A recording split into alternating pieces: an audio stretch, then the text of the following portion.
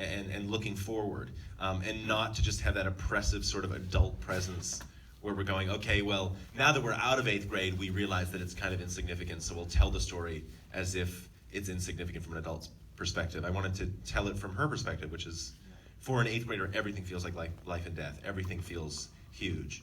So that was the hope, to just pursue the true subjective truth of what it feels like to her, and not to do what we, as removed adults from that time, remember it to be.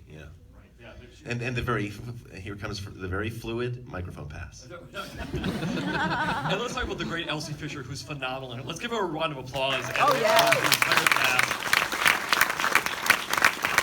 She kind of clicks on so many different levels. How did you find her? Well, how'd that work out? I sort of found her on the internet. I found a video of her being interviewed somewhere. She was the voice of the youngest girl in Despicable Me 1 and 2. That's sort of what she had done.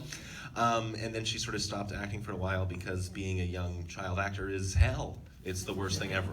But it was the challenge of the movie, is how do you find someone that can believably play that sort of vulnerability that she has, that, Kayla would never be able to go to an audition for a movie because it's so stressful. So I really wanted it to feel like a nervous kid pretending to be confident, not a confident kid pretending to be nervous, which a lot of young actors felt like when I would meet them.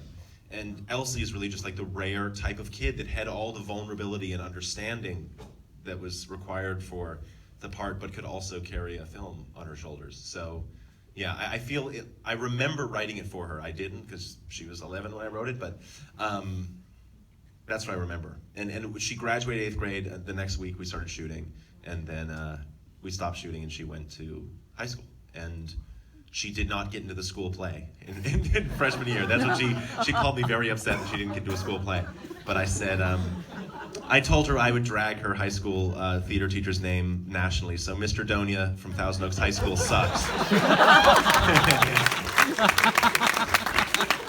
We'll take some questions from everybody in just a moment, but let's talk about the challenges of your first film and what it was like. Was it as easy as you thought it was going to be? Were there things you weren't anticipating that kind of cropped up? What was it like? Yeah, I definitely didn't think it would be easy, and it wasn't easy. I did comedy for a long time before this, and that is a very sort of singular job where it's all you. And I was really looking forward to collaborating with somebody. And you can tell that I did stand for a while because I'm playing with a microphone like it was.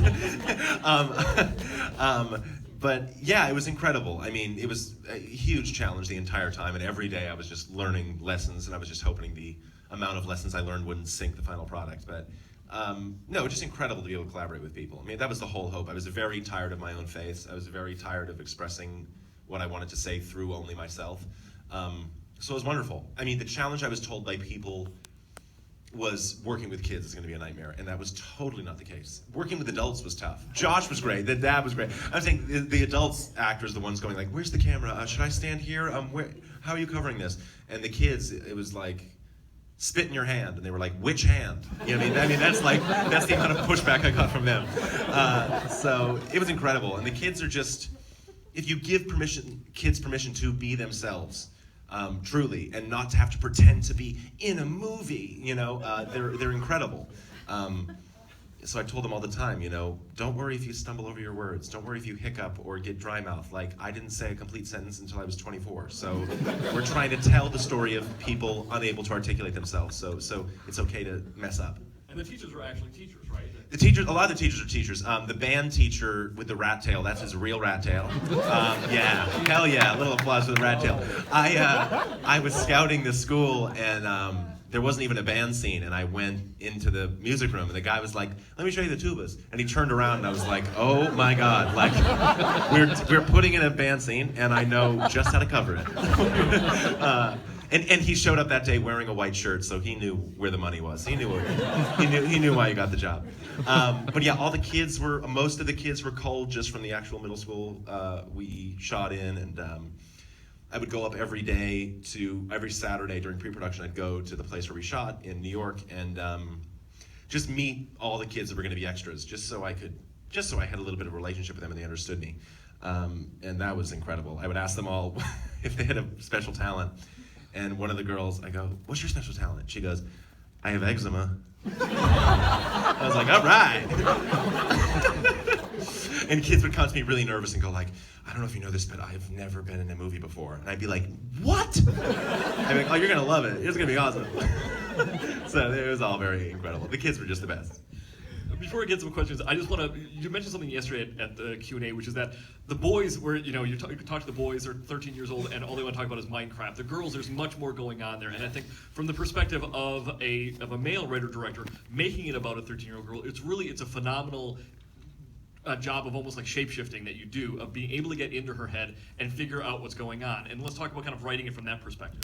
Well, yeah, I mean, my problems with the internet felt deep, connected to my soul, kind of. And the girls just run deeper at that age. I mean, it just is true. If it was about a boy, it would have been like 90 minutes of Fortnite references or something. Like, like the girls, like, actually, like, not to be cruel to them, but you can kind of have deep conversations with a 13-year-old girl. With a 13-year-old boy, they're just like,